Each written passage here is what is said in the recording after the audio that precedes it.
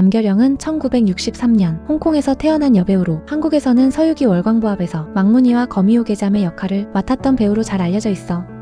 그러나 홍콩에서는 1983년 배우 데뷔 후 빼어난 미모로 많은 사랑을 받았던 1980년대 대표 여배우라 할 수 있지. 하지만 그녀의 드라마 출연은 90년대 중반부터 점점 줄어들기 시작하는데 홍콩 연예계는 TVB라는 홍콩 무선 방송국의 영향력이 컸거든.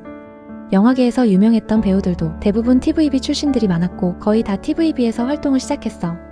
그러다 보니 TVB와의 계약이 잘 끝나야 영화나 다른 방송국 드라마도 찍을 수 있었어.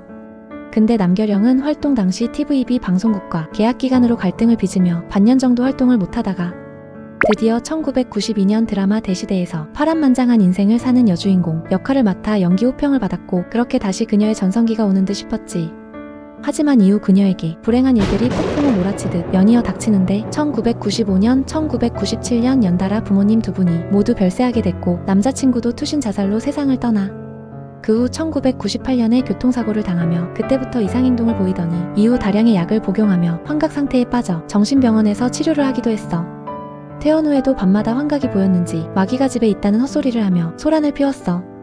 2004년 1월에는 경찰에 자신이 직접 자살하겠다고 신고했어.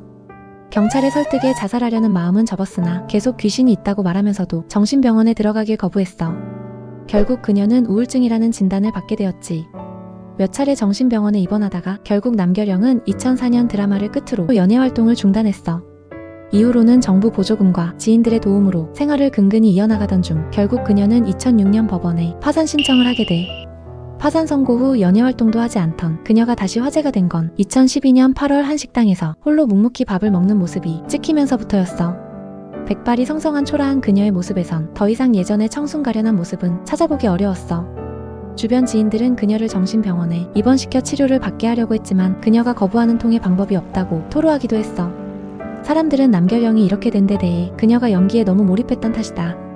혹은 과거 교통사고의 후유증, 부모님, 남자친구의 갑작스러운 죽음이 그녀에게 영향을 미쳤을 것이라 추측했지만 정작 그녀가 폭로한 건 예상 밖의 이야기였어.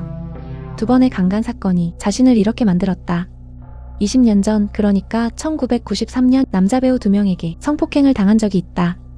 그 뒤에 얹어진 말들이 더욱 충격이었어.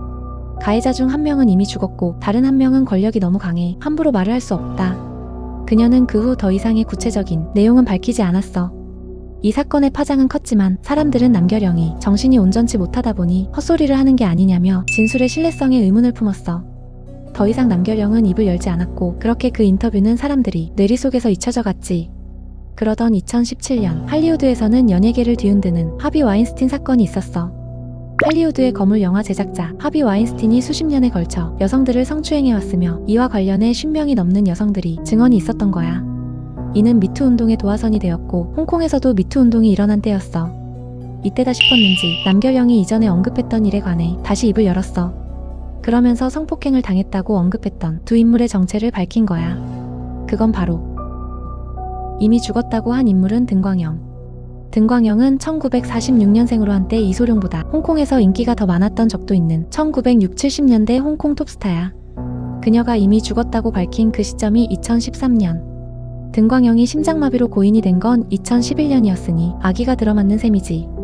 두 번째로 권력이 너무 강해 말하기 어렵다고 한 인물은 바로 증지휘였어. 증지휘는 홍콩의 국민 배우급으로 한국에서는 무간도 보스, 한층 역으로 유명한 배우지. 2012년 영화 도둑들에도 조니 역할로 출연하며 한국에도 얼굴을 알렸지. 중화권 언론에 이런 사실이 대대적으로 보도되자 증지휘는 즉각 부인했어. 그러나 문제는 이 두 사람 모두 캐스팅에서 절대적 권한을 가졌고 사마페와 커넥션이 있다는 설이 파다했기 때문에 어느 정도 설득력이 있을 뿐더러 또한 한영아라는 홍콩 모델계의 어머니라 불리는 인물이 과거 증지휘가 중국 모델들을 가라오케에 데리고 갔다 혼수 상태에 빠뜨린 적이 있다고 증언하며 이런 폭로에 힘을 더했는데 24년 기사에서도 증지휘가 딸뻘인 인플루언서의 가슴을 혀를 날름거리며 훔쳐보는 것이 포착된 적도 있었어. 그러나 이 사건의 진상은 남결영이 2018년 11월 3일 자신의 아파트에서 고독사하게 되며 파헤칠 기회는 사라지고 말았어.